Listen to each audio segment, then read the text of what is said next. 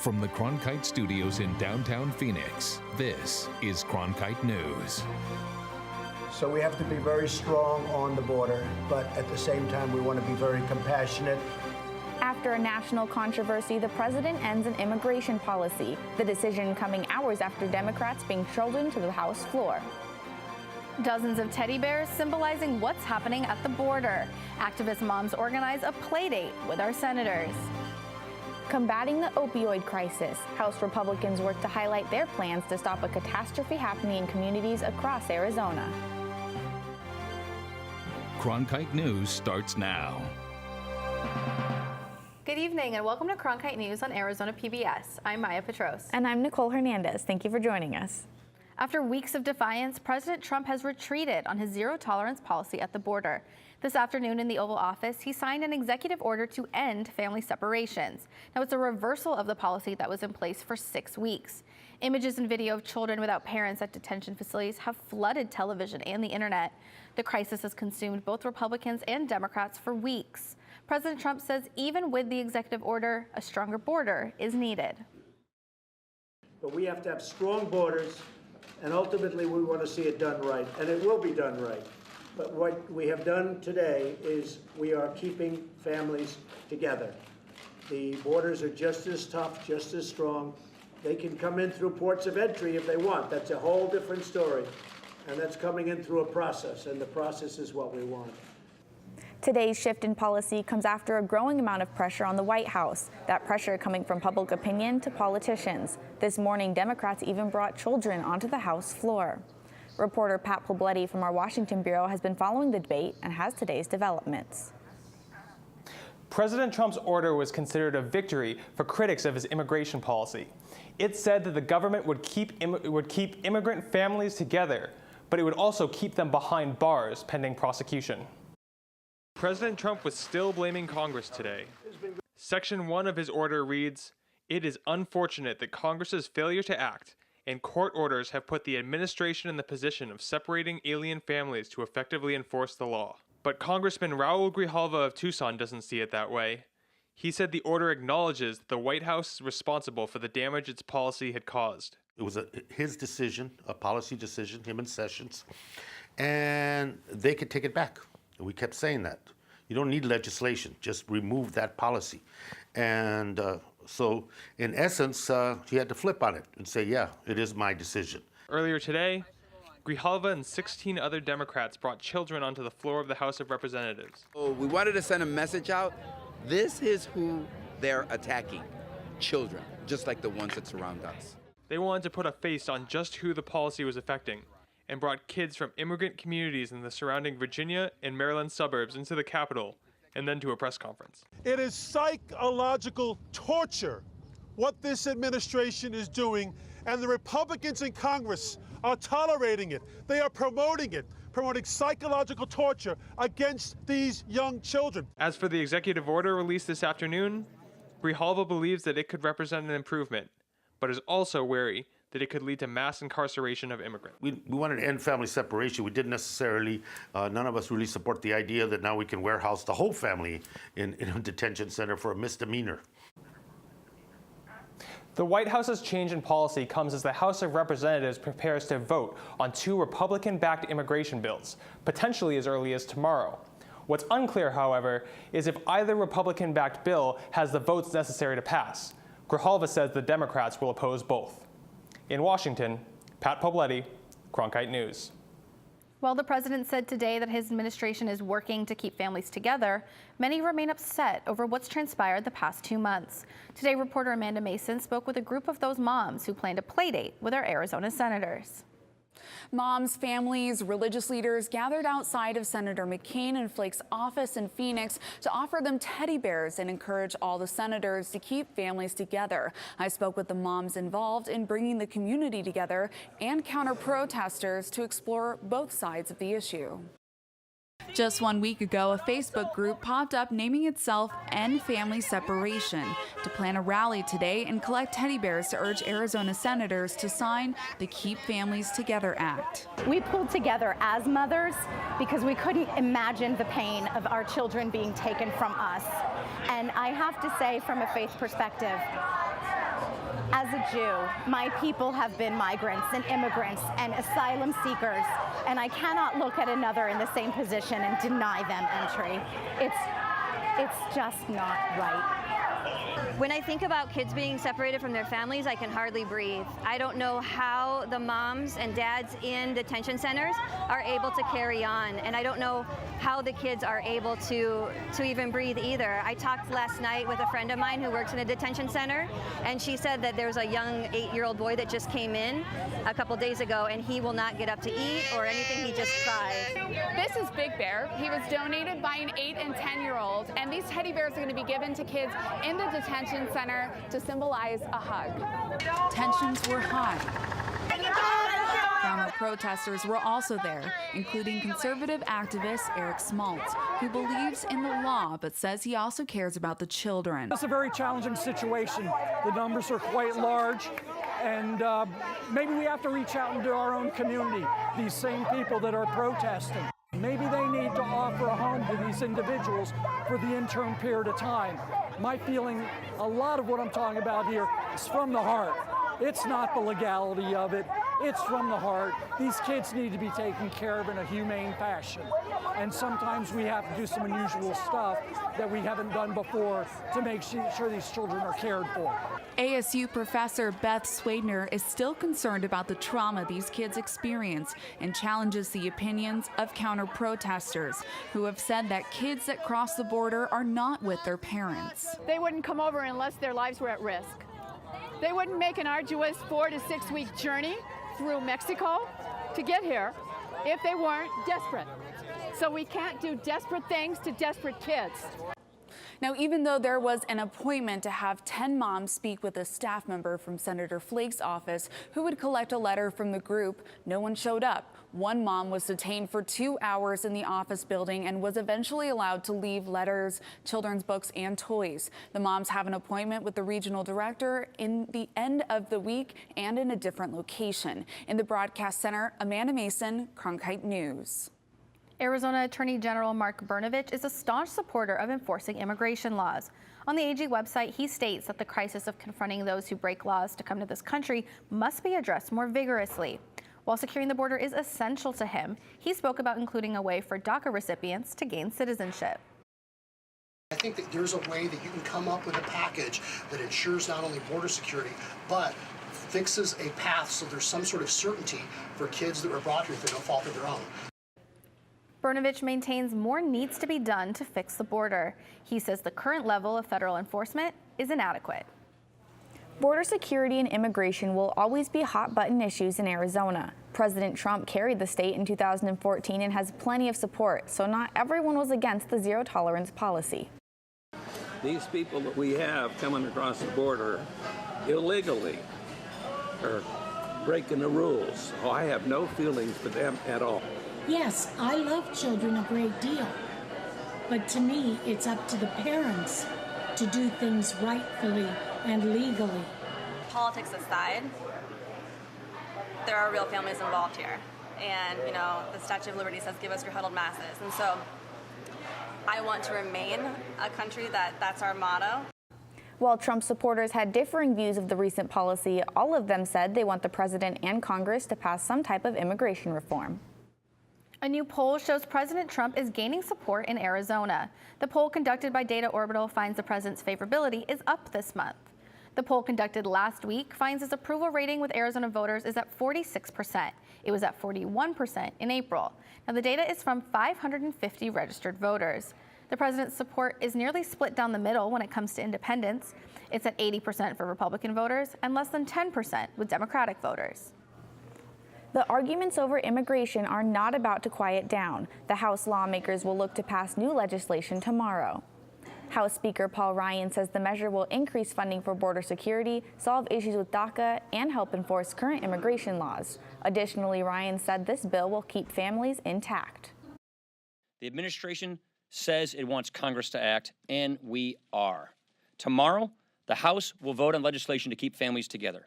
Under this bill, when people are being prosecuted for illegally crossing the border, families will remain together under DHS custody throughout the length of their legal proceedings. The bill does not include any language requiring E-Verify or limiting grants to sanctuary cities. Also, Immigration and Customs Enforcement will receive no additional funding. Governor Doug Ducey held a re-election rally at a U-Haul location in Tempe this morning. He spoke about his plans to secure Arizona's schools, economy, and border to a warehouse full of supporters. Ducey intends to pass the Safe Arizona Schools plan and increase border security. We're going to expand our efforts at the border. 24/7 police coverage in all our border counties. New technology to connect all our police forces across the state. And tougher penalties for drug cartels and human traffickers. Ducey did not comment on the separation of families at the border during the rally. His other plans include getting every student across the state connected to internet and focusing on helping those with addiction and mental health problems. Coming up on Cronkite News, for years we've heard the horror stories surrounding the opioid crisis. Well, it's now time to push for legislation. Republicans say they're ready to act and claim that stopping the epidemic will secure the Arizona-Mexico border. Plus, showing some compassion for the less fortunate, how One Valley Police Department is working to help the homeless. As journalists at Cronkite News, we report on stories that matter to you by focusing on the local impact. We dig deeper and work tirelessly to keep you informed. Live in Wickerburg. Live in Los Angeles. In Cleveland. In Washington. In Louisville. From Jerusalem. Live in Philadelphia. From around the world to right here in Phoenix. At Cronkite News, we report the facts and stick to the truth. I'm Judy Woodruff, anchor and managing editor of the PBS NewsHour. The journalists of tomorrow face a fast-changing media landscape, but quality news remains vitally important to our communities, our country, and our world. At ASU's Walter Cronkite School of Journalism and Mass Communication, students learn solid, reliable reporting, holding the powerful accountable, and rebuilding the public's trust. The Cronkite School and Arizona PBS, preparing the next generation for a stronger future of journalism.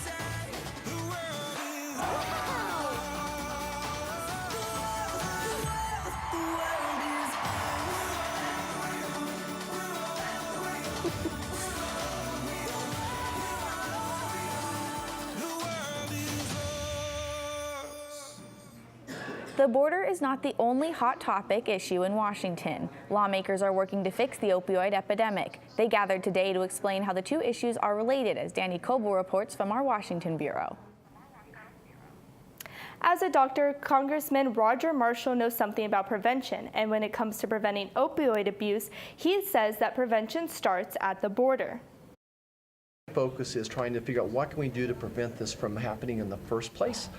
So, number one is I'm excited that we're going to appropriate $25 billion to build a better security wall to help prevent a lot of these drugs from coming in. Border security was a common theme this morning at a gathering of about a dozen Republican House members who talked about the importance of fighting the opioid epidemic. They had plenty to talk about. Last week, the House voted on roughly 39 bills aimed at the epidemic, with more coming to the floor today. One of those bills is the Stop the Importation and Trafficking of Synthetic Analogies Act, which was passed in the House on Friday.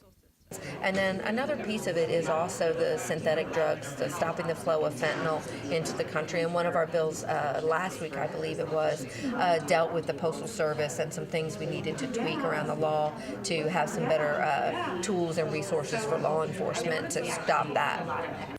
Many of the measures deal with fentanyl, a synthetic drug that mimics the effects of other opioids, but is often far more dangerous. Inhaling even a little can pose a deadly risk for law enforcement officers, which is why one bill would fund technology to safely screen for the drug.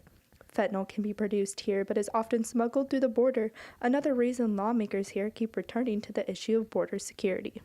Whenever we can use technology I think that's what we'll be using to intercept it at the borders as well as through the mail.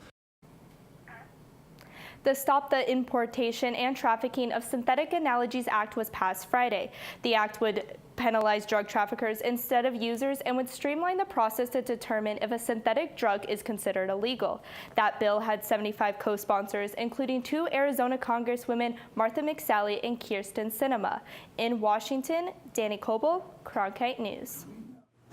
Cronkite News is dedicated to covering the opioid crisis in Arizona and nationwide. You can watch our documentary Hooked RX from prescription to addiction and find resources for getting help online at hookedrx.org. The FBI and U.S. Marshals are warning the public of nationwide scammers claiming to be court officials, law enforcement, or U.S. Marshals, including Arizona Marshal David Gonzalez. Scammers are attempting to collect money by saying people need to pay a fine or face being arrested for failure to report for jury duty or some other legal matters. The victims are told to purchase a prepaid debit card or a gift card and provide the card number to pay. You can report such calls to the U.S. Marshals Service Office in Phoenix at 602-382-8768. It's always dangerous to live on the streets. And it can prove deadly when trying to survive the Arizona summer heat. Coming up on Cronkite News, the police and volunteers work to connect the homeless to a variety of resources available to them. And we were lucky enough to see a little bit of precipitation, but now we're back to the hot and dry. I'll explain why coming up.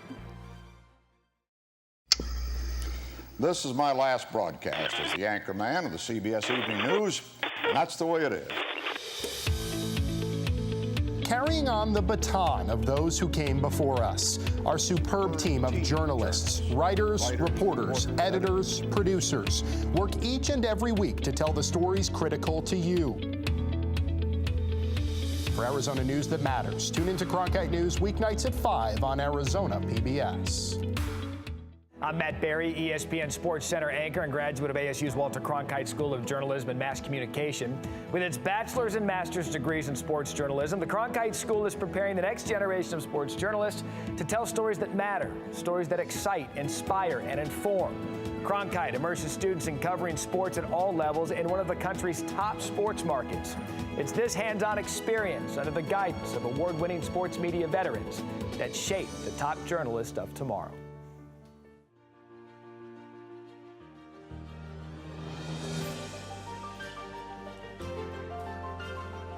Officially from 36, and he hooks it in.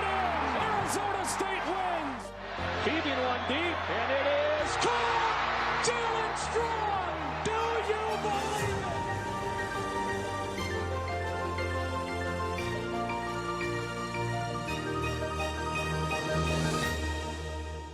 it? Millions of people die every year from drinking dirty water.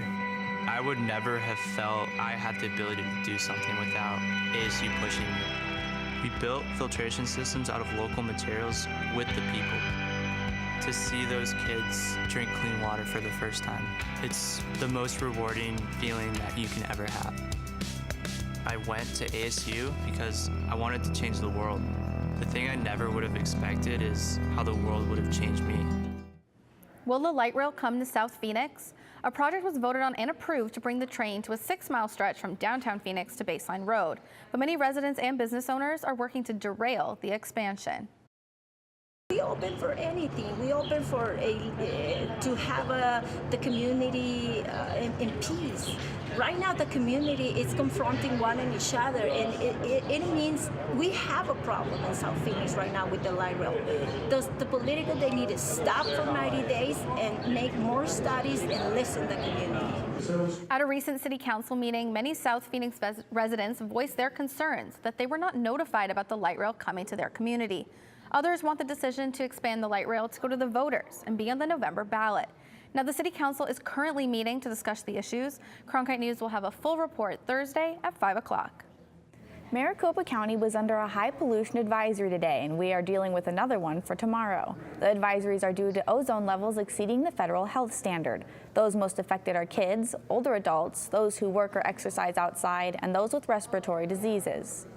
The high ozone levels can create health issues such as shortness of breath, irritation of the throat and lungs, headaches, and nausea. Officials recommend that people carpool, use public transit, telecommute, or drive as little as possible.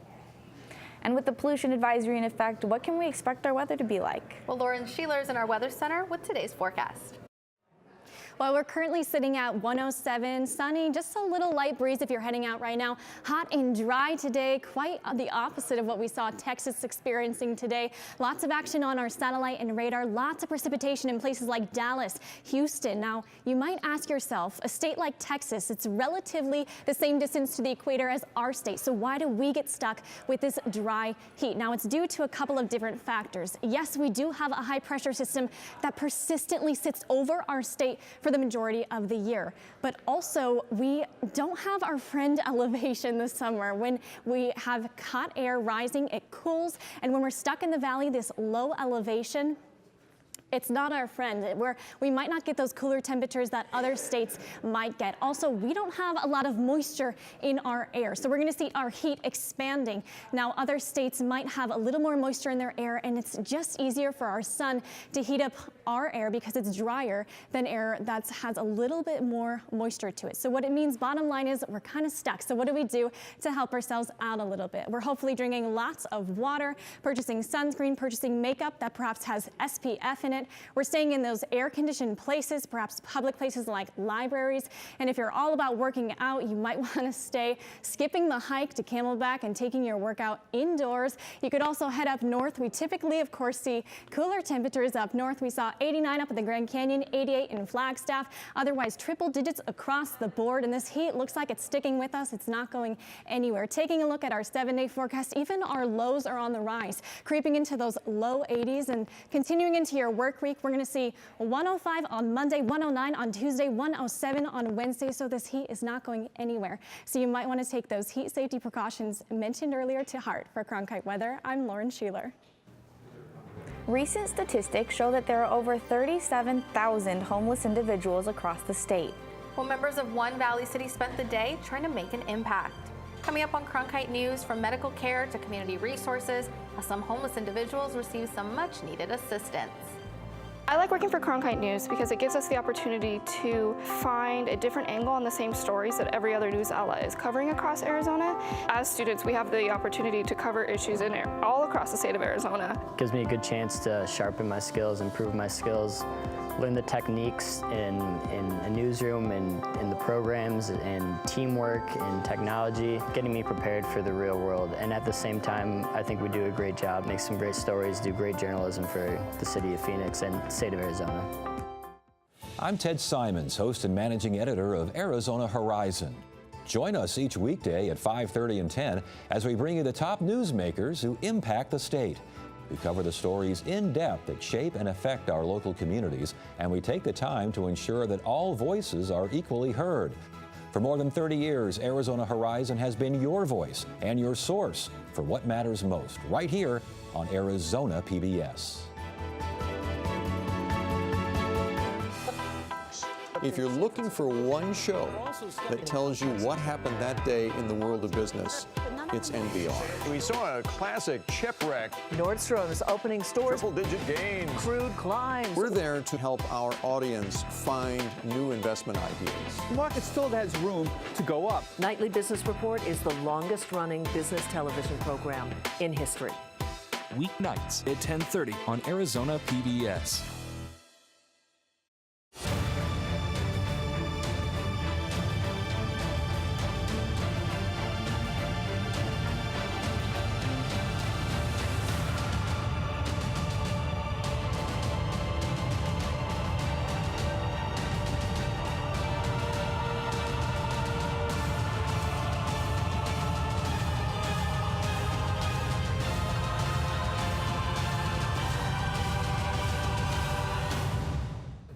Peoria Police Department is reaching out to help their city's homeless community.